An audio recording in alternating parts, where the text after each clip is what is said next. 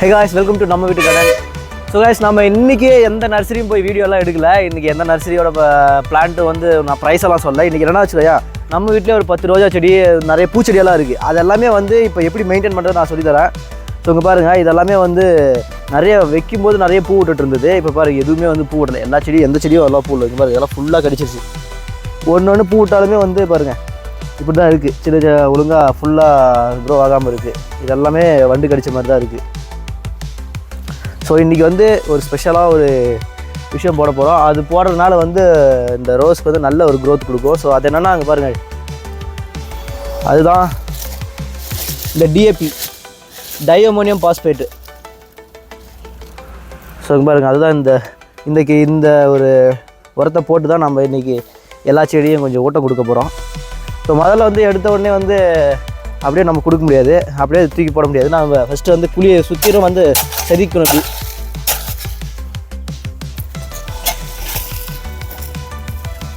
நாம் இப்படி செதுக்கணும்னு தான் சைடில் இருக்கிற வேர் கட் ஆகும். வேர் கட்டானால் தான் நல்லா இது க்ரோத் கொடுக்கும்.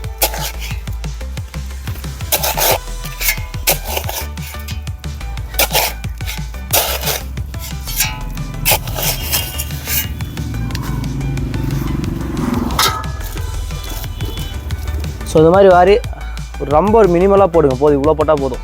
இதுவே அதிகம். இது மாதிரி போட்டு விட்ருங்க. போட்டுட்டு அதை அப்படியே மேலே மூடிட்டிங்கன்னா, எப்படி வேணுங்களா அதே மாதிரி மூடி விட்ருங்க.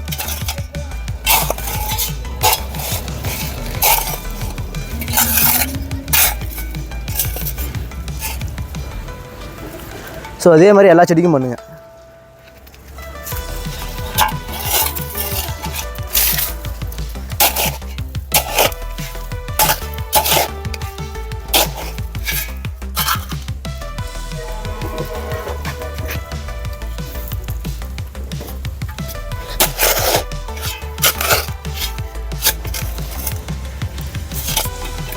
இந்த புழுவெல்லாம் உங்கள் இடத்துல இருக்கக்கூடாது. இருந்தால் வேர் சாப்பிடுது. வேர்ப்புழு மண்புழுவுக்கு எதிரி. அது இருந்துச்சுன்னா செடி வளரவே வளராது, வேரை சாப்பிட்டே இருக்கும் அது.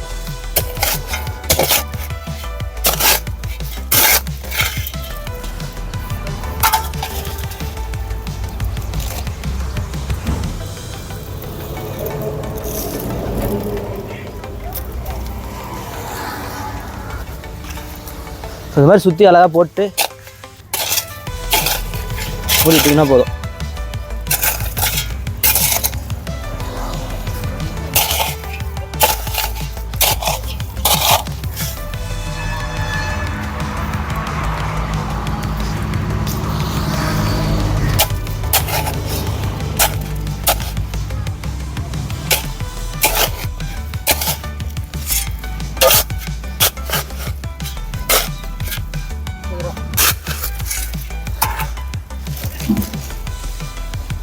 மறுபடியும் சொல்கிறேன், உரம் இவ்வளோதான்.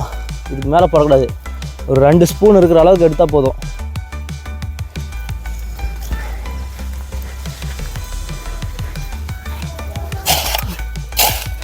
அடிக்கடி செடியை கொத்தி விடுங்க.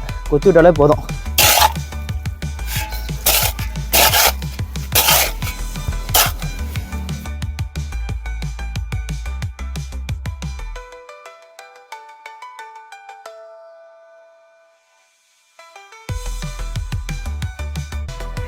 நீங்கள் இந்த செடியை வெட்டும்போது வந்து சைடில் நல்லா வெட்டுங்க. முள் இருக்கும்போது பார்த்து வெட்டுங்க. ஒரு லிமிட்டடாக எடுத்து போடுங்க, ரொம்ப வெப்படாதீங்க. அதுதான் வீடியோ ஃபுல்லாக அதுதான் சொல்லிக்கிட்டு இருக்கேன். நிறைய போட்டிங்கன்னா உங்களுக்கு செடி வந்து செத்து போக வாய்ப்பு இருக்குது. ஸோ எதுக்கு போடுறோன்னா வந்து நாம் வந்து நார்மல் உரமும் போடலாம். நார்மல் உரம் போடும்போது வந்து அது கம்மியான அளவு தான் நியூட்ரிஷன் இருக்கும். ஆனால் வந்து இந்த மாதிரி டிஏபி எல்லாம் போடும்போது வந்து உங்களுக்கு நிறைய ரிச் நியூட்ரிஷன் கிடைக்கும்.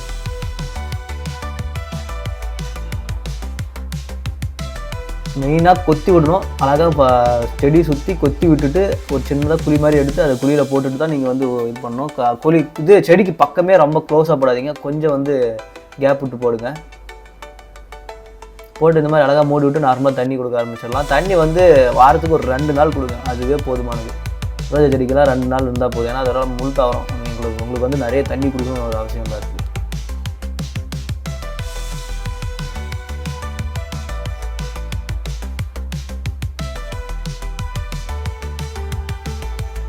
ஸோ நான் போடுறது வந்து டிஏபி. இது வந்து எல்லா ஒரு அக்ரோ சர்வீஸ் சென்டர்லேயும் கிடைக்கும். உங்களுக்கு மருந்து கடை, எந்த மருந்து கடையில் போய் கேட்டாலும் வந்து இது இல்லாமல் மருந்து கடையை வச்சுருக்க மாட்டாங்க. 30 ரூபா 1 கிலோ. நீங்கள் வந்து ஒரு 10 சென்ட் இருக்கிறதுக்கு வந்து உங்களுக்கு வந்து ஒரு 2 கிலோவே போதுமானதாக இருக்கும்.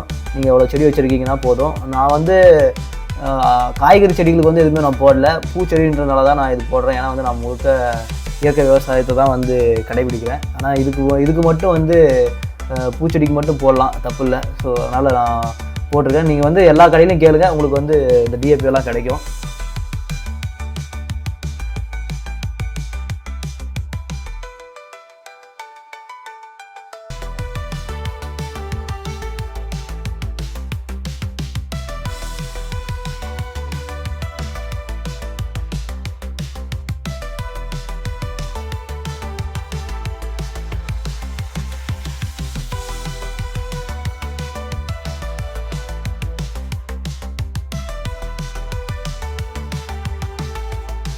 ஸோ நான் பாட்லேயும் தனியாக வந்து பிளான்ட் வச்சுருக்கேன். அந்த பாட்டில் வச்சுருக்க பிளான்ட்டுக்கும் வந்து வெளியே இருக்கிற பிளான்ட்டுக்கும் எவ்வளோ டிஃப்ரென்ஸ் இருக்குன்னு சொல்லிட்டு நம்ம ஃபஸ்ட்டு ஒரு எக்ஸ்பெரிமெண்ட் பண்ணி பார்ப்போம். ஃபஸ்ட்டு இதுக்கும் ஒரு டிஏபி கொடுத்துருவோம்.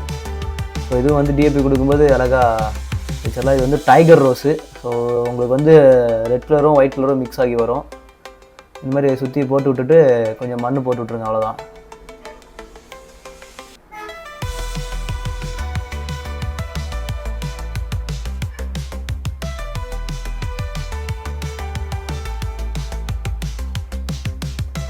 இதோட க்ரோத் டிஃப்ரென்ஸ் எப்படி இருக்குன்னு சொல்லிட்டு நம்ம அடுத்த வீடியோவில் வந்து நான் உங்களுக்கு காட்டுறேன், எந்தளவுக்கு க்ரோத் டிஃப்ரென்ஸ் வந்துருக்குன்னு சொல்லிட்டு.